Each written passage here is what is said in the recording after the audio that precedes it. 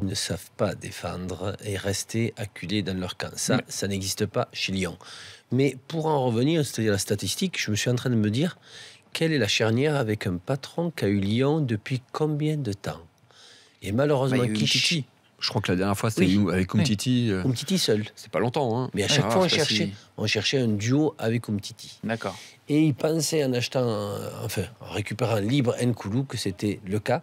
Mais à ce compte-là, il fallait lui mettre l'autoroute et le rendre vraiment le leader qu'il est censé être et qu'il a disparu totalement. Parce qu'Nkoulou l'est pour. Mais ici, on mal pris, moi, je pense, avec Nkoulou à Lyon. Et maintenant, du coup, en plus, ils le mettent dans le placard. Donc, c'est pas une bonne chose, surtout avec le salaire qu'il a.